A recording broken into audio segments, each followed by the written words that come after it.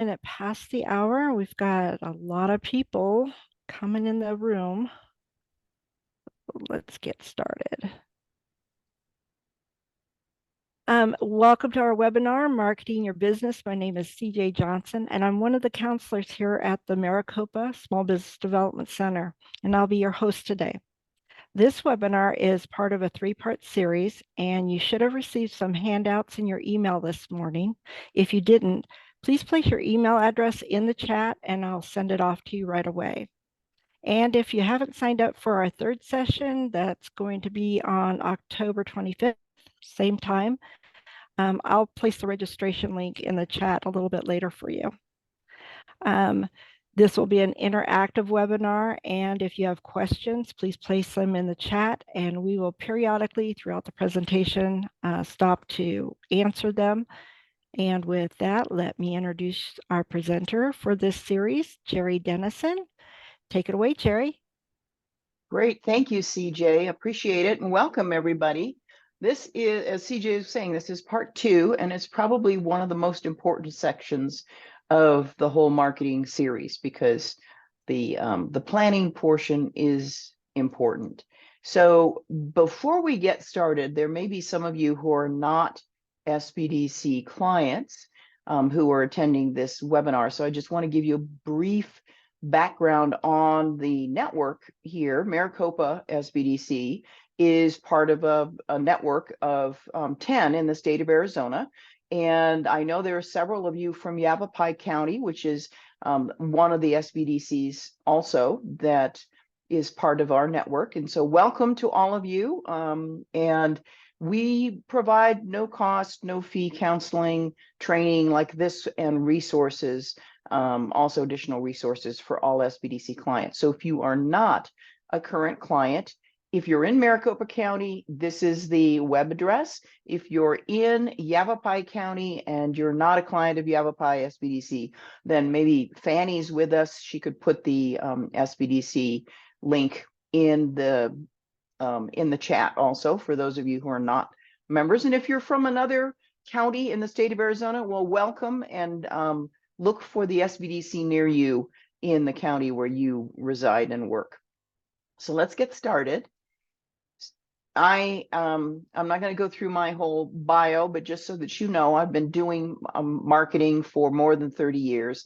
It's really been my love, and I've been working with the SBDC network for nearly 5-6 years now.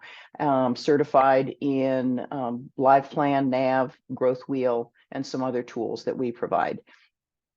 So we're going to today's topic is strictly on planning. And I'm going to introduce a 5-step marketing plan for you. That's in your handouts that you should have received. And it looks like Marie has a question.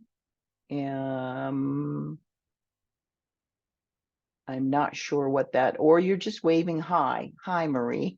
Nice to see you. So let's go on. Why do you think it's important? First question, and this is not a rhetorical question, so put it in the chat. Why do you think it's important to have a plan? Why should you even care about putting a plan together for your marketing purposes? Opportunity for you to put something into the chat.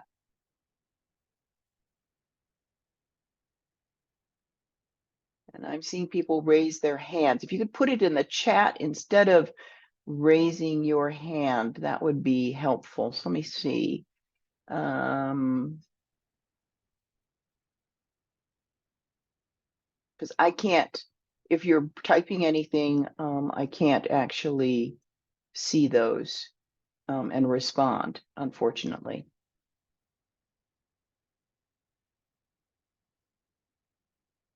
CJ, could you maybe check to see what's going on? Because I'm seeing hands raised, I'm not seeing chat going on. So I'm going to move on in the interest of time.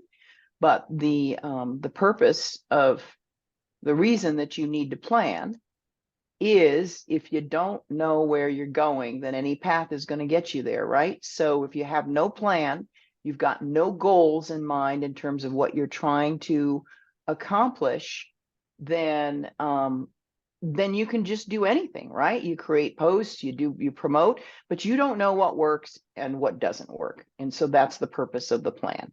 And that's why we're going to go through this 5-step marketing plan. The first question, and this is really important, is what is it you're trying to accomplish? Where do you want your marketing to take you in 1 to 3 years? So you could project out 3 years, but definitely you want to project out at least a year, and you want to have some destination in mind. Why are you doing this?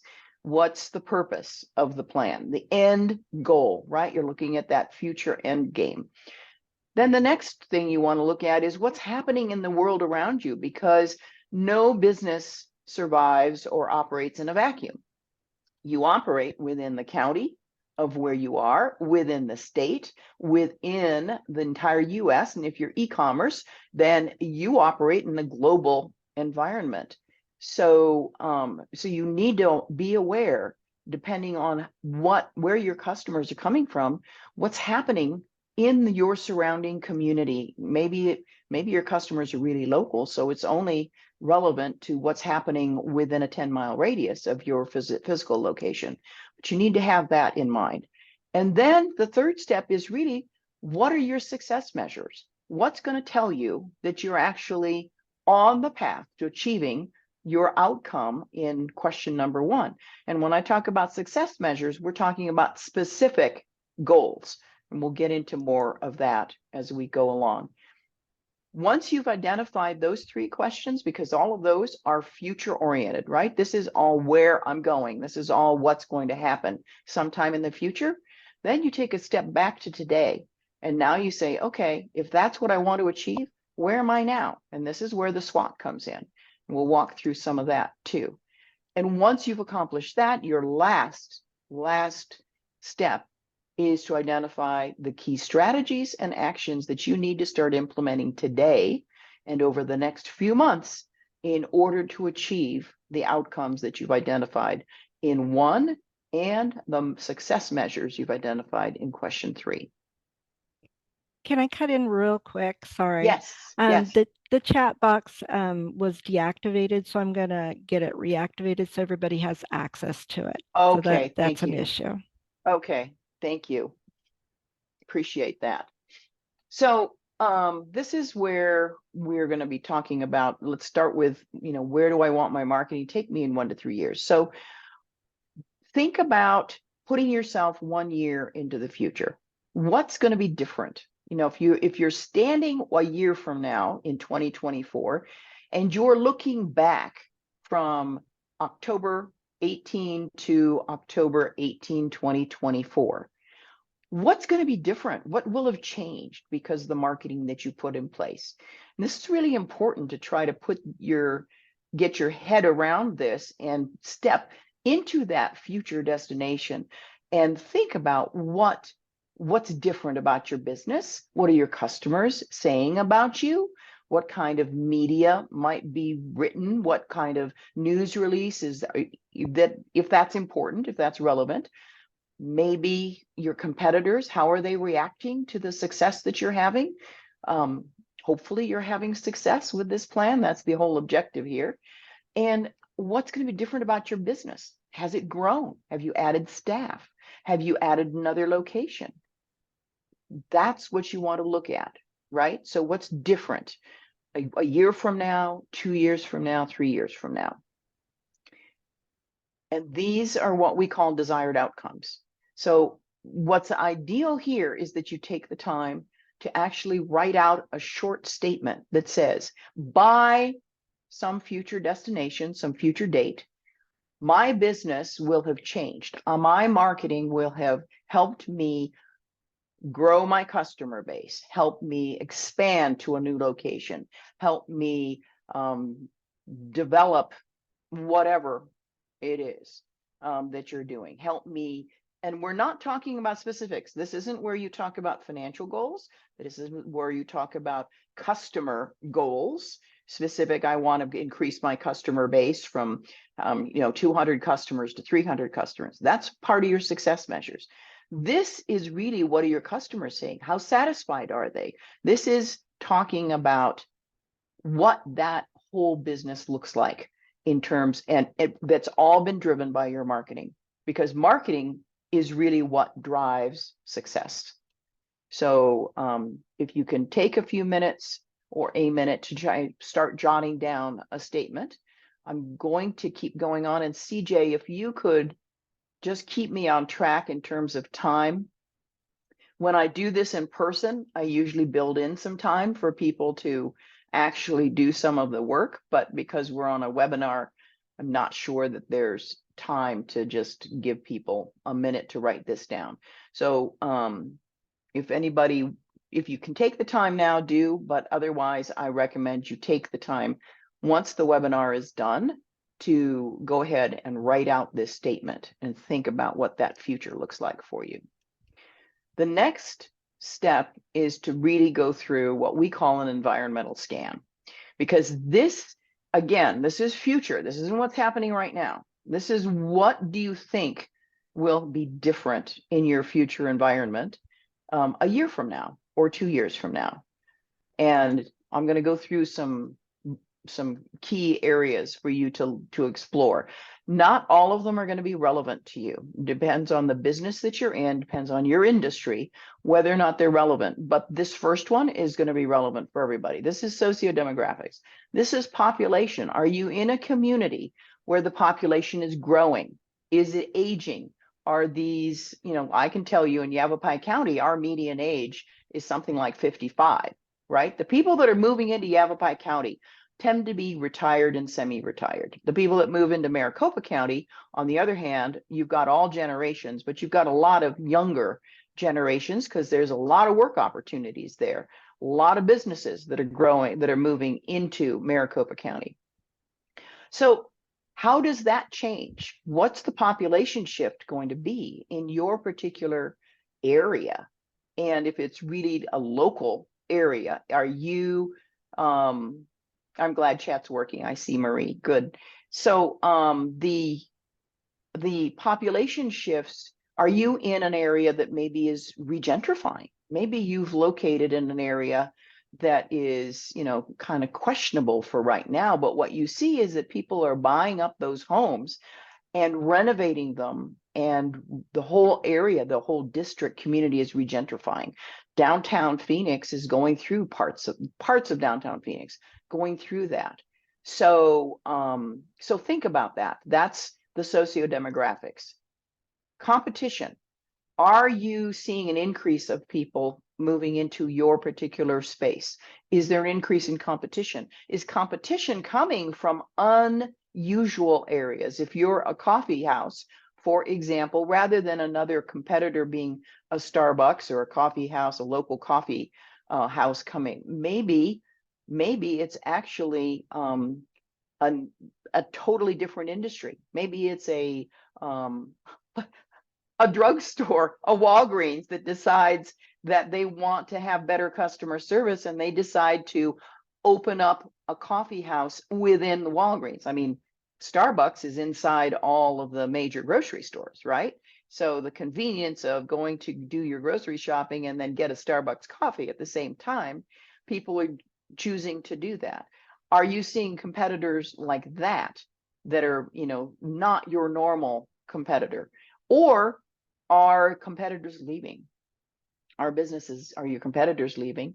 And so what's the reason behind that, right? So how's your competition changing? This is future, not today. Again, we're looking a year from now to 2 years from now. Take a look at the economy. You can actually scan economic forecasts from all the major banks, B of A, Wells Fargo, they all have chief economists, and they periodically put out an economic forecast. The federal government does that as well. It's really good for you to get on some of those lists and track what they're saying. Visa has a chief economist that does regular reporting. Let me tell you, the chief economist for Visa credit cards does really great presentations. He does this at the SBDC annual conference almost every year.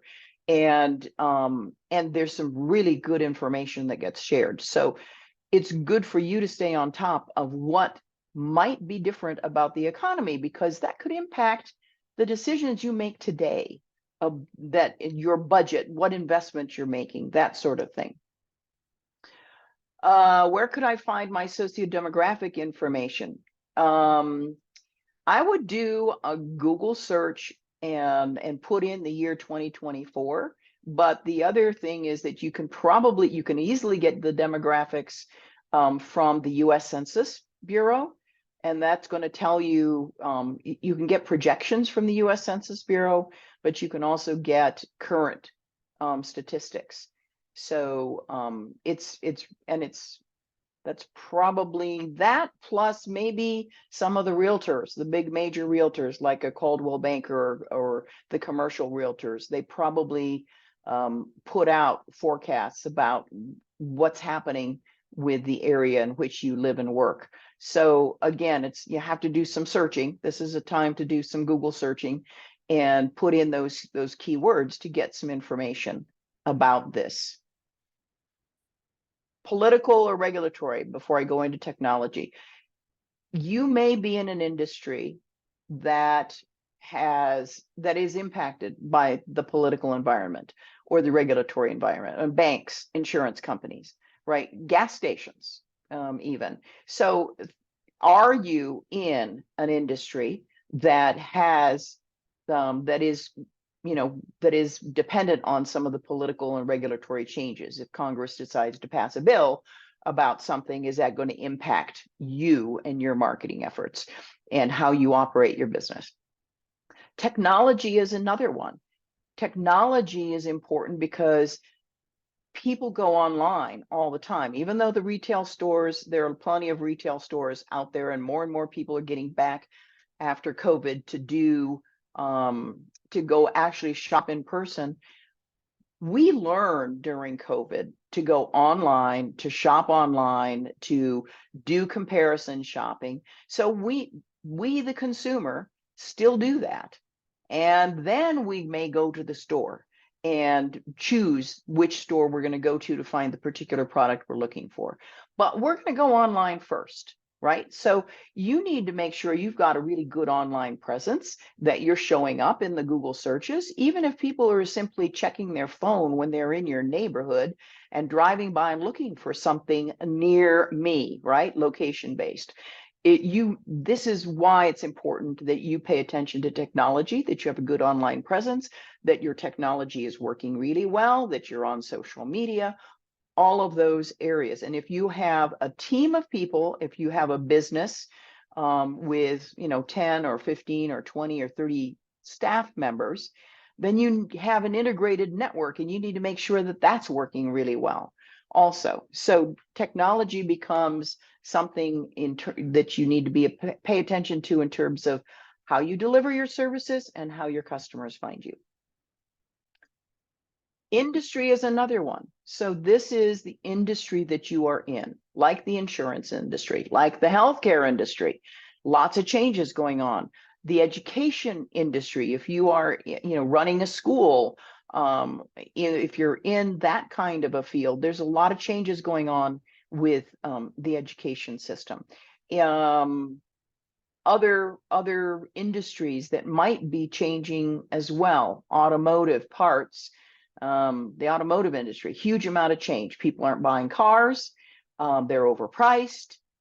If you are providing parts, if you're selling parts to the automotive industry, how is that change in consumer purchases going to impact the automotive parts that you produce, right? So things to think about in terms of industry.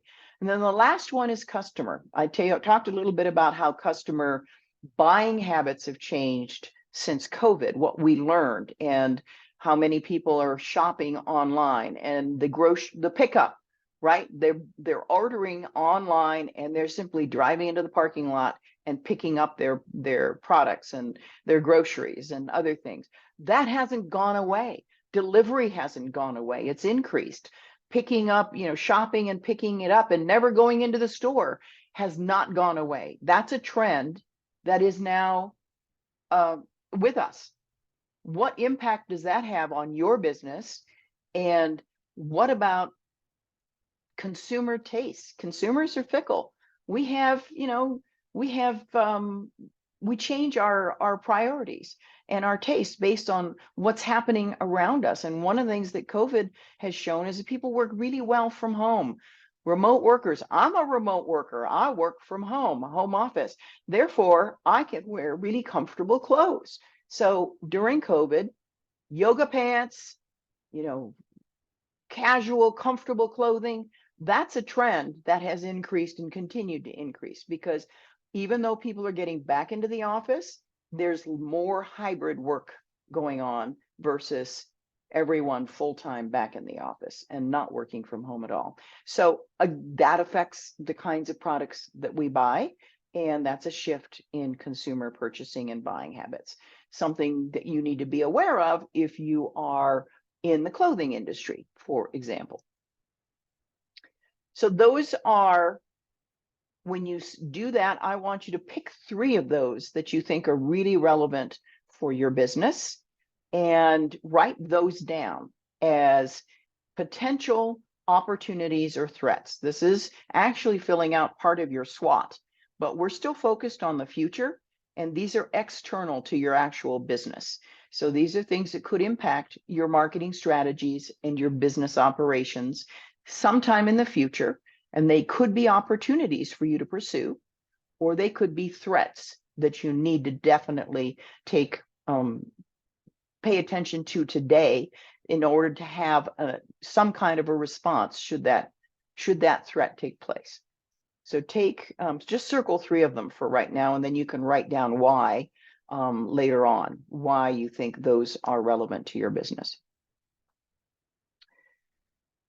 So now we're into the 3rd step, and this is where you're going to be specific about measuring what your goals are. And this is really specific. So if by that future date, a year from now, we're talking October 18, 2024, how will I know if my marketing strategies are working? So some of the things you might be looking at are sales.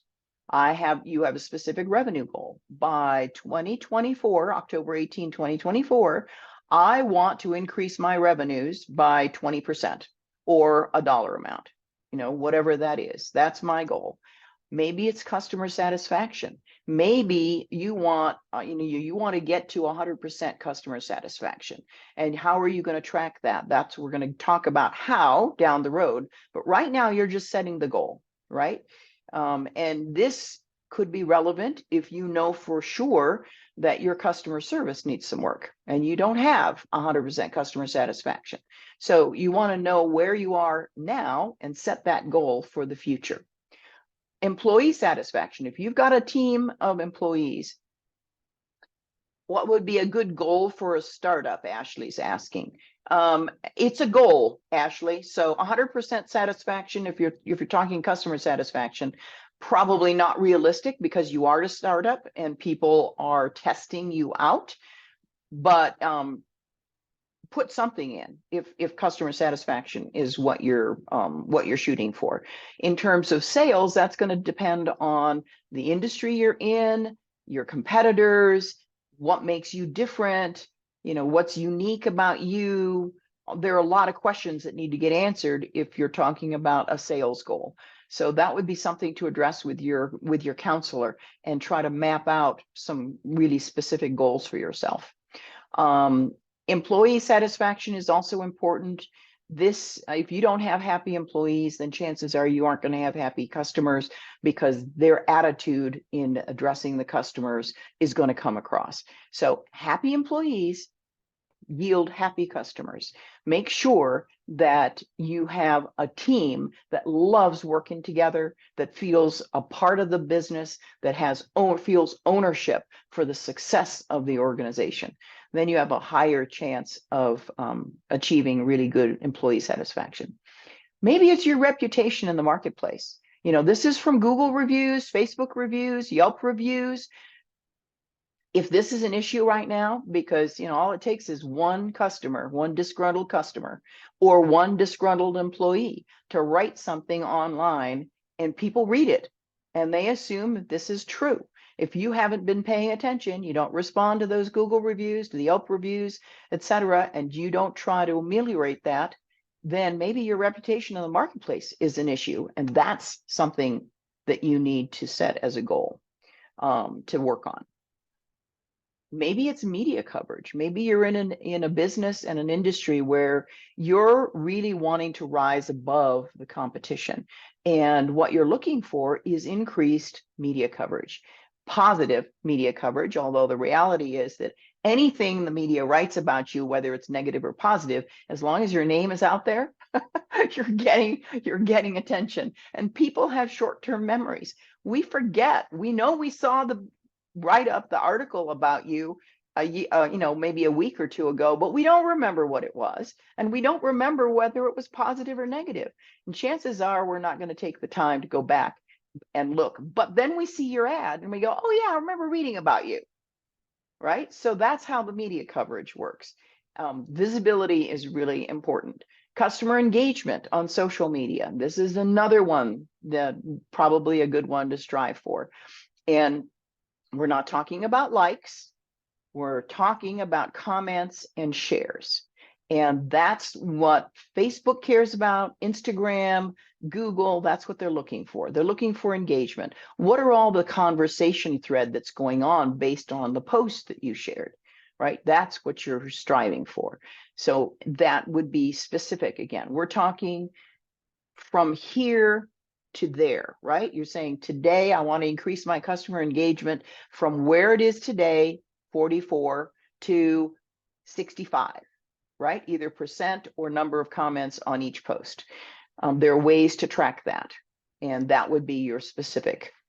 New customers, here's another one. Definitely I would put that down as a specific goal. I want, by a year from now, I want 20, 30, 40, 50 new customers.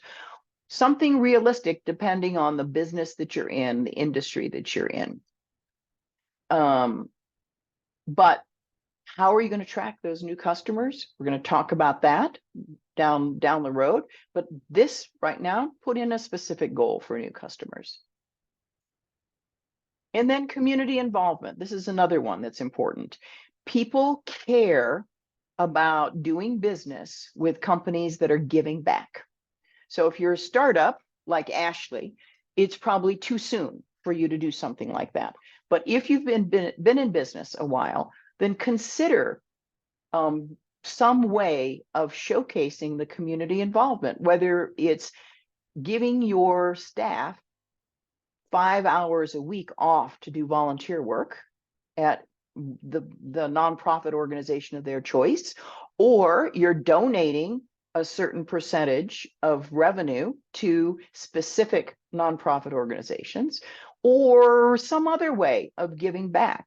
But that's important. And if you are doing something like that, then you want that to show up on your website. You want to talk about it on social media.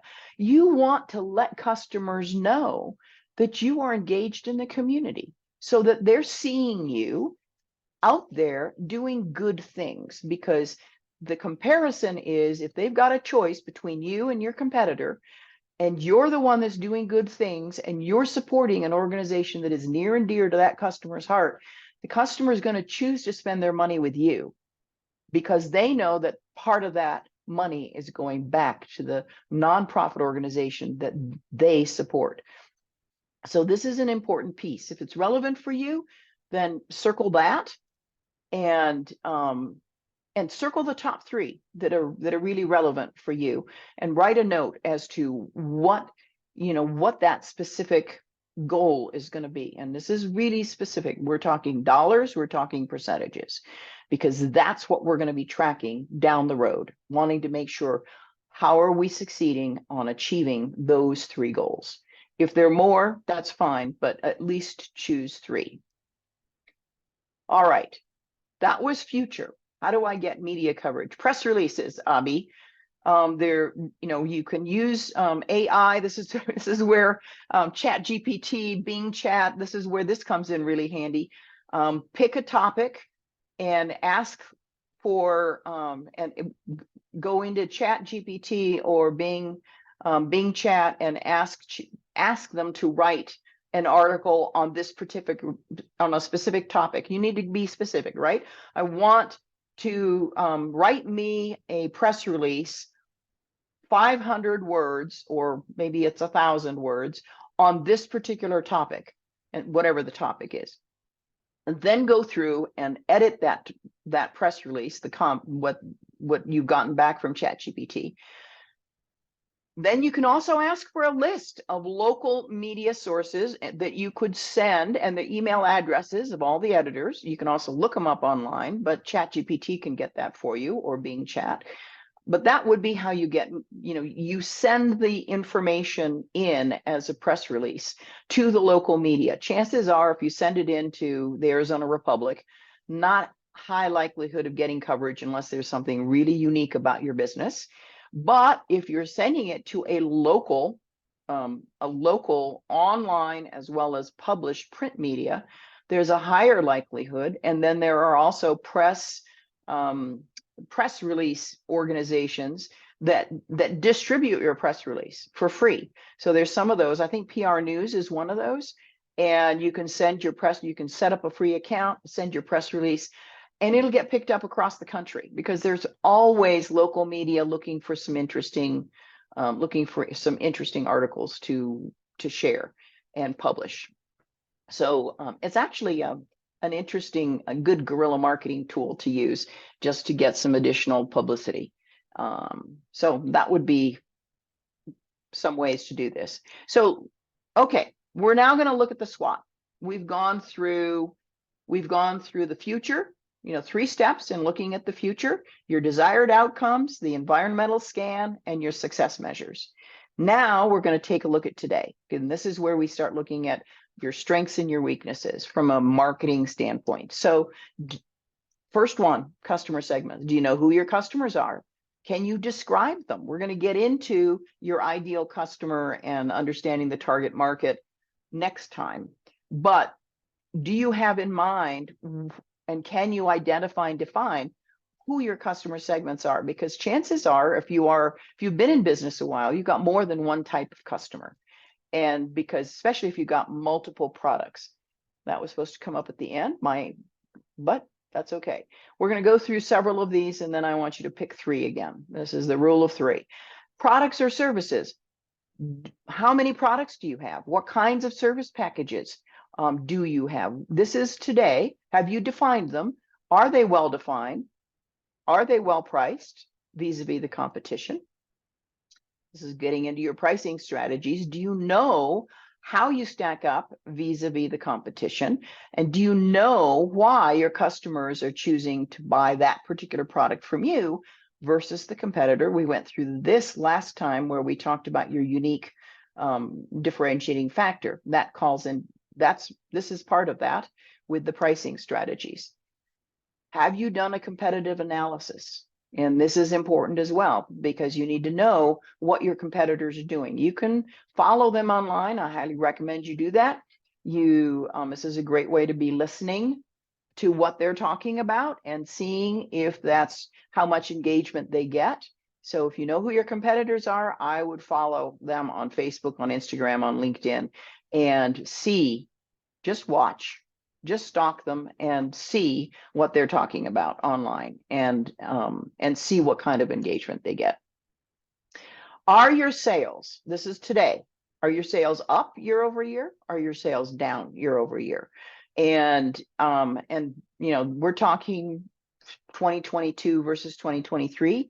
We're not looking, COVID, that hit everybody, right? So it's natural that your sales would be down. And for some businesses, you may still be in recovery mode. But hopefully by now, your sales would be up if you've been in business for a while. How much? This is where you want to also, are my sales up, and what percentage are they up since 2022? This is looking back now. Your customer service, is it good to excellent? How are your customers rating you? Do you have an exit survey for whether you have an online store or you have a retail location? Do you ask customers, did you find everything okay? How was how was the meal today? Ask them to just fill out a little, comment card. If you run a restaurant or a coffee house or a bakery, you should be doing this with every single customer, even any kind of a retail store. You should be asking your customers to fill out a really simple survey so you can track the were they well served or were they not? Are your employees happy? Do you hear disgruntled comments, when they think you aren't listening, if you're the owner? Are they happy? Are they not?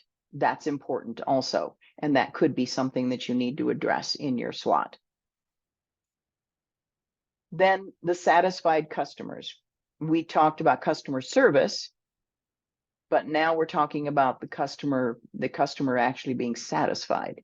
And so that's another survey that you want to look at and see just what kind of Google reviews you're getting, what kind of reviews you're getting from people. Does it look like you've got satisfied customers, or is this something that you need to address? So this is, circle the top 3 here, because these are going to be your strengths. What we're talking about is, where do you shine? Do you shine because you know the customer segments? Do you shine in the sales? They're up year over year. Are you do you shine in the happy employees area or the satisfied customers area? These are your strengths, and you just want to circle the top 3, 4 if those are relevant for you. Then you're going to look at all of those again, the same ones, and let's look at the weaknesses. These would be the ones where you could address some issues. You got maybe some challenges facing you, like you have 10 or 15 employees, but 3 of them are leaving. That's a challenge. If you need 10 employees or 15 employees, but you're losing staff, why are you losing staff? So that's a challenge you need to address. What about pricing strategies? Maybe you're not competitive. Maybe you're priced too high. Maybe you were priced too low and you're actually leaving money on the table, and your competitors are making, are generating really good revenue, but and they're charging more money and customers are buying from them. So why? There's a question. You want to ask why. Why are they buying from your competitors when the price is higher? So customer service, if that's an area. These are all, again, there may be something that I haven't covered. These were just the ones that came to mind as I was going through this, but maybe you've got something else that you need to address in terms of a weakness or a strength. And one thing I didn't put on here that maybe is something you want to address is social media. Are you on social media? How well do you perform on social media? What's your frequency of posting? What kinds of information are you sharing on social media? Maybe social media marketing is an area that is a weakness for you, or it could be a strength. So add that in if indeed that's an issue for you. This is one of the worksheets, this SWOT worksheet that that CJ sent out to you, or maybe Karen did, somebody did this morning. So look for that in your inbox. It's an Excel worksheet so that you can actually fill it out on your computer, or you can print this out and use that.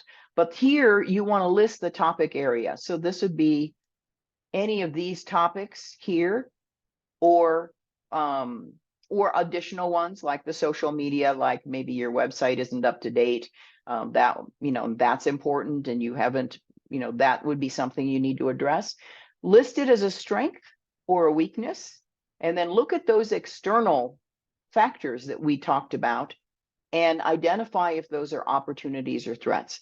List all those topic areas, and then it can be actually multiple. It could be a strength and it could be an opportunity. It could be a weakness and an opportunity, or a weakness and a threat. And the insights you're going to get from this is that identifying where you're strong and where there are opportunities presents some strategies that you want to think about. Identifying where you're weak and there's an opportunity or a threat also presents a different set of strategies and tasks that you need to be addressing now in order to achieve those outcomes we talked about at the very beginning. And Raul is saying he needs those handouts. So CJ, and I guess Stephanie as well. So some people apparently did not get the handouts. So we'll make sure you do get them. The last step of this 5-part marketing plan is now to look at the strategies and actions. And again, these are going to be based on this SWOT worksheet, right? Because you're looking at the opportunities and the threats that need to be addressed, as well as your strengths and your weaknesses. So they also tie back to questions 1, 2, and 3, because even if it's an opportunity and a strength, if it doesn't tie back to one of those goals that you set in step number 3, it won't tie back to sales. It isn't going to tie back to customer satisfaction. It isn't going to tie back to whatever else you listed. Then that isn't something that you want to spend a whole lot of time on, because it isn't going to get you where you want to go. It may be easy and it may be fun to do, but it's a distraction from getting you to the end goal, the end result. All right. So make sure that whatever strategies and tasks you are addressing in here and you're listing tie back to those achieving those specific goals that will get you to that desired outcome. So these then become the tasks that you want to begin implementing in the next 30, 60, 90, and even 90 days and even 12 months, right? And I would recommend that you list them that way. There are things that you absolutely have to get done in the next 30 days. So if your website isn't up to date, I would say that's priority number 1. That goes in the next 30 days. If your social media posts leave something to be desired, you need to work on that. That's something that needs to be addressed in the next 30 days. If, however, it's something that could wait 60 days, then that goes under the 60-day mark. And if it's something that could be longer term, it goes into the 90-day mark. And if it's even beyond that, then that's something that you can accomplish maybe in the next 6 months, or maybe it's 12 months. And this becomes a rolling task list. So when you get your website, for example, done and up to date and performing well in the next 30 days, that drops off your 30-day list, and something from your 60-day list moves up to the 30-day list. So it's a rolling action plan that moves as and that focuses you on only addressing things that have to get done in the next 30 days.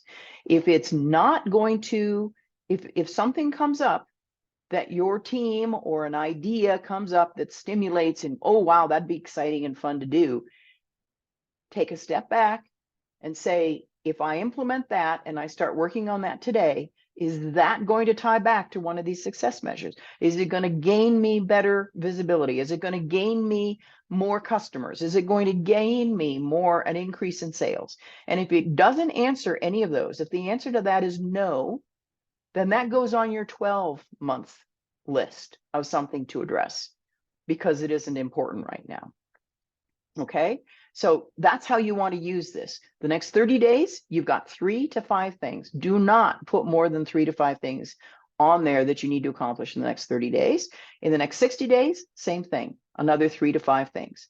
And the next 60 days, another 3 to 5 things. And on this next 6 months to a year, you could have more items on there.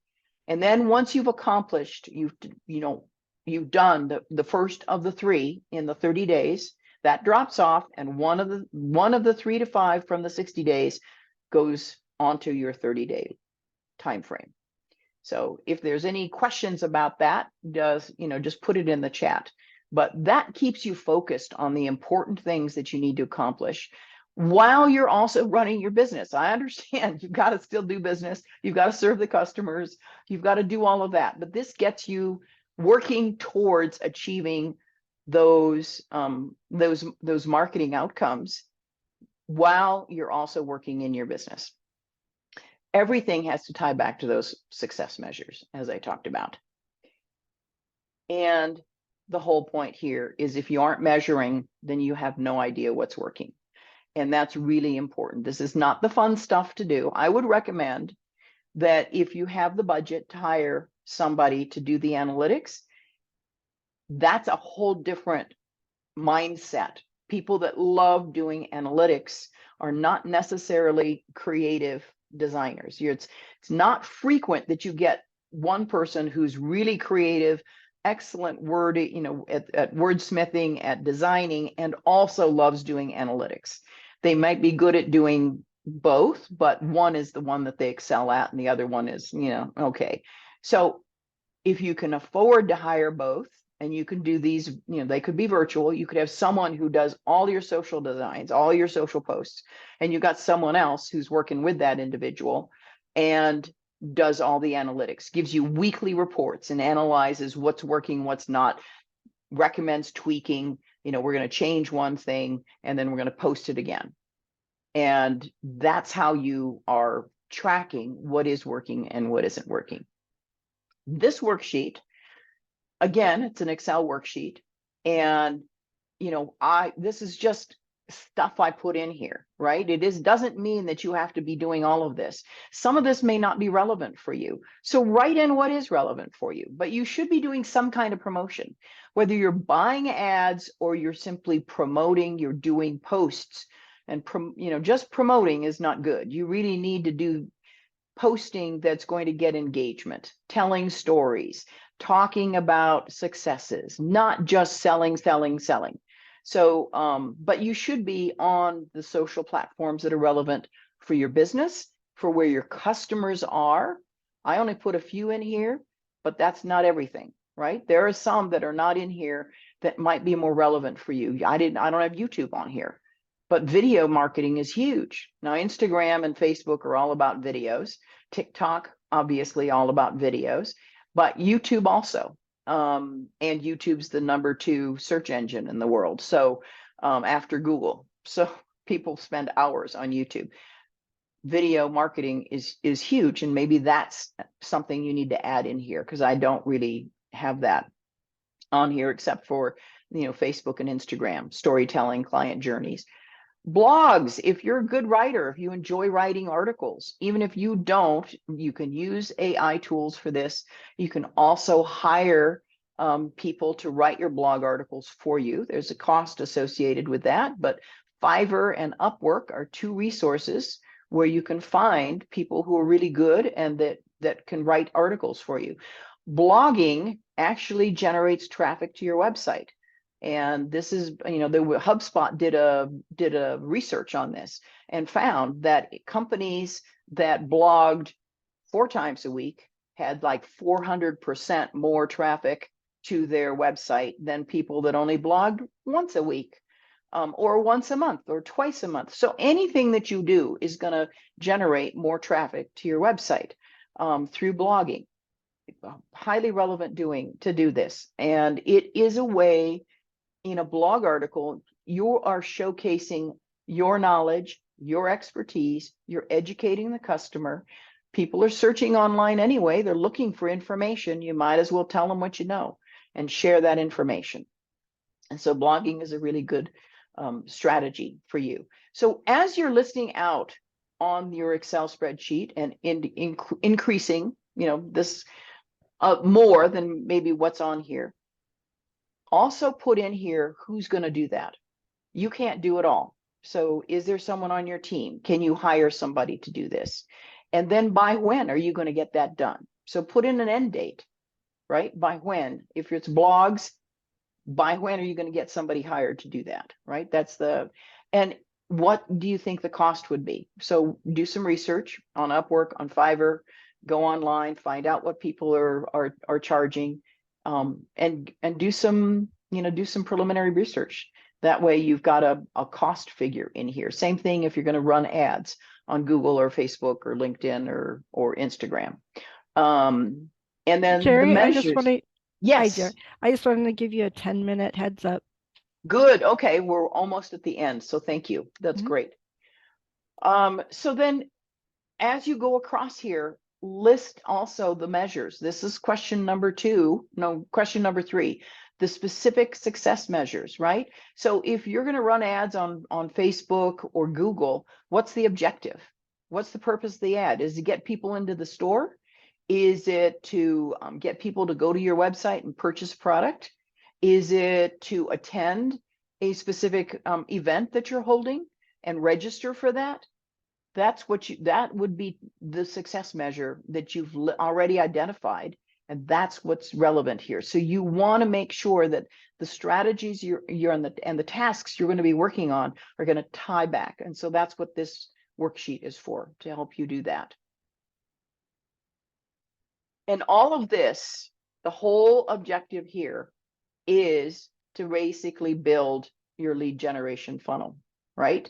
You're going to, all of this kind of promotion that you're doing, your website, any press releases, the blog, the social media, your branding even, all of that is important. How you show up, both online and in person, in the store, in a retail outlet. You want to make sure that everything is working together. It's all seamless, it's consistent across all platforms, whether it's in-person platforms or it's online platforms. And the whole objective here is to attract people into this funnel. And I'm going to talk a little bit about that because there is a real strategy here. You're attracting traffic first. So this is people with their feet walking into your store, or it's people coming to visit your website and actually making a purchase, hopefully, but at least spending more than 3 seconds on your website and exploring. And you need a way to capture leads. So if someone's walking into your store and it's a brand new customer and they've never, this is the first time, and they're wandering around, does somebody go up and welcome them and address and say, hi, welcome to our store. Have you ever been here before? No, I haven't been here before. Is there something I can help you find? Are you engaging them? Are you having a conversation? And then is there a way, if they decide, I'm just looking, I just wanted to see, what you had, not really ready to purchase anything. I'm just curious. Can you give them something? Even if it's in person, it's easy to do this online, but in person, can you give them something more than your business card and some kind of an incentive? Well, you're a new customer. Let me give you this. It's a coupon for 10% off. Or the next time you come in, here's a BOGO. It's buy one, get one free. Or however you want to do, buy one, get two free. Whatever. Give them some kind of an incentive that they can go, oh wow, that's cool. You want them to come back when they're ready to purchase. If you're an e-commerce store, or you have a website, you're providing consulting work or you service packages or something, then have some kind of a lead generation download, some kind of a free incentive for them, a guide, an informative article, a video, something that they can download to review and capture their information. That's what you want here. You want to capture those leads. You want to get a name and an email address. So if it's an in-person thing, you're going to say, let me just jot down your name and your email address if you've got it. If your phone number, if you're willing. I promise we won't email you, but I just want to give you this. And that way, the next time you come in, I will have a record of this and be able to make sure you get that particular incentive, right? So you need some method of capturing a name and an email address and adding them to your list so that you can market to them. That's really important because otherwise you have no way of knowing who's visiting your store, who's visiting your website, and you've got no way of capturing that information, those leads. The next step is you want to nurture them. And this is where marketing automation campaigns come in, email marketing campaigns where they get added to your list and then they automatically start receiving emails from you. And the reason, why would this be important? This isn't, I haven't asked you any questions along the way here, but why would you want to nurture these prospects and why would it be important to be sending them emails periodically? Anybody? Put that in the chat. Can you answer that? To remind them of your services. Yes, Jenny, that's a good one. Engagement. Yes, Abby, that's another one. Absolutely. And repeat customer sales. Yes, if they haven't purchased from you, if they have purchased you in the past, then yes, repeat customer sales. It's a reminder, right? And the whole purpose here is to stay top of mind, right? You want to show up in their inbox promoting new sales, new events, new opportunities, absolutely, because you never know what it is that's going to get them to actually stimulate them to buy. And it could be a year down the road. If they do not remove themselves from your list, they're still a valid prospect because they just aren't ready right now. But as you are sending them information, the timing has to be right and the topic has to be something that stimulates them to go, I'm going to go check that out. If they like you, they'll talk to others about you. That's another good reason, Shauna. Absolutely, because that's what you're doing. You're basically you're staying in touch, you're being social, you're building a relationship, right? You're nurturing them, and eventually they're going to turn into customers. So that's the whole goal here, and it could be a year. That's why you want the automation campaigns are so useful, because it's really hard to remember, put a tickler and have to write that email each time, right? Plus you can set up automation campaigns that are specific to specific types of customers. And that's a whole science all unto itself. But the goal here is to eventually get them to click on that link and buy something, or come into your store, bring that coupon, bring that card and say, hey, I was here a month ago. I'm in the neighborhood. Well, I want to see what you have. And I have this special offer you gave me. And then once they've purchased something, you want to make sure you deliver and satisfy them. You want a happy customer. You want to go, maybe you can offer them, thank you so much for the purchase. Here's something free, right? You can give them, it doesn't have to be expensive. Give them a pen, give them something, right? A little something extra that tells them you really appreciated their business. And a follow-up email that says, we really appreciate your business. Here's another 10%, when you refer somebody. Here's another 10% off for you and for the new person. Anyway, there are a lot of things that you can do to deliver and satisfy, and that's also important. Again, you keep showing up in their inbox, and eventually, as satisfied customer, this is where you have the opportunity to really upsell them. And you see this on a lot of e-commerce stores, right? Shopify does this well, Amazon does this well. As you're going through the checkout process, you see, well, other customers who purchased this also bought this. And that's an incentive for upselling. And if I'm happy because I'm making my second purchase or third purchase of this particular product, I might actually take a look at what other customers bought and go, okay, that's kind of interesting. Maybe I'll add that to the cart as well. Right? And if they're coming into your store, this is an opportunity. They're buying a coffee from you. Well, would you like a baked item too? Or can I give you a sample of this special new lemon bar we're testing? Something to encourage them to purchase something else, right? And then the objective, as Shauna was saying, if they like you, they'll talk about you to others. That's the end goal here too, right? Is get referrals, because you want them to tell their friends and family all about this wonderful shopping experience they had and share the products that they purchased, and get their friends and family to also shop at your store or visit your website and purchase something. So that's the end game here, is everything that you're doing in your plan, all the actions that you're taking today are to pull people into this lead generation funnel and achieve those results and those success measures that you identified in question number 3. Okay, so it all works together. And now we are at the end of this presentation, the planning section. Next time, we're going to talk about your buyer persona, the target market, and that's on October 25th. So if anyone has any additional questions, I think CJ's just put the link in there to register. If you've got any additional questions, please put them in the chat. I'm happy to answer any additional questions you might have. And if I don't see any additional questions, I'm just going to go on to the Laurel. You're very welcome. I'm glad you got some good nuggets out of that.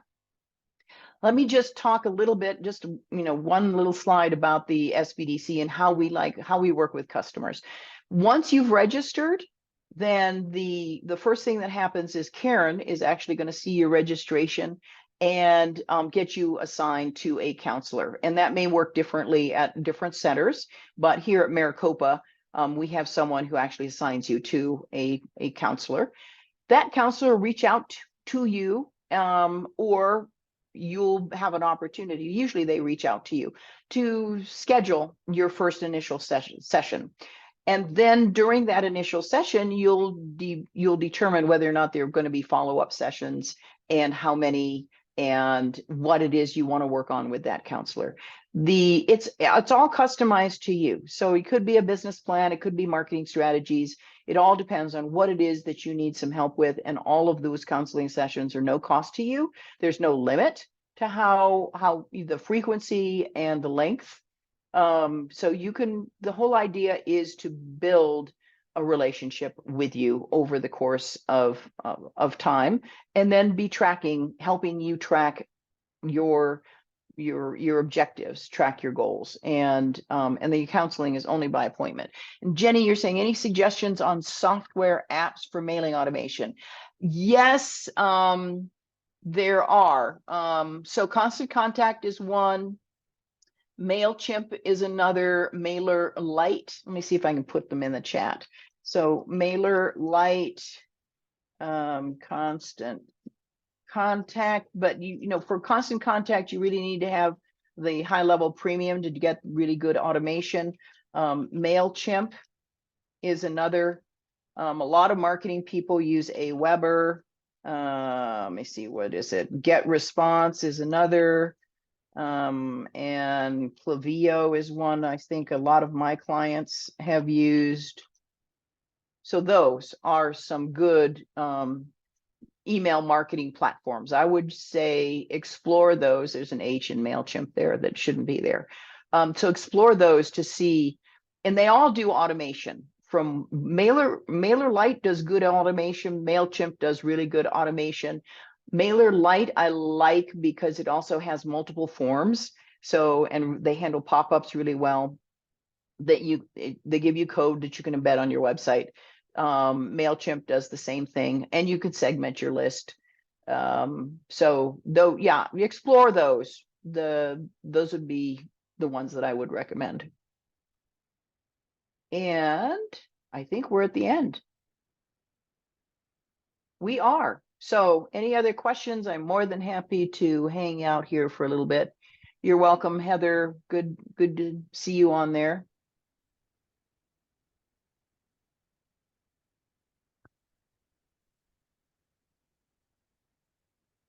CJ, I think you're muted if you're saying anything.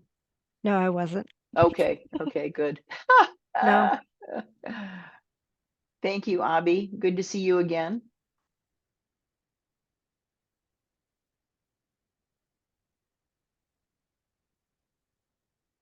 And Ryan, good to see you. Mark, oh yeah, direct mail. That's good. Who was it that was saying that? Don't forget about direct mail marketing. Absolutely, Aaron. I think I covered that in the first session, but absolutely, direct mail is another one. And that works, right? Because we're getting less and less in our inbox, in our physical inbox, right? The mailbox. And so on direct mail postcards work. People hold on to them, especially if they're nice. So yes, explore direct mail. Good to see you, Karen and Marie, both of you. All right. I think we're at the end. Thank you so much. And we'll see you next time, next Wednesday. Any thoughts for small business bank account? Yeah, talk to your counselor. Ashley, talk to your counselor about that. There are several different banks. It all depends on what your needs are. Okay. All right. Bye-bye.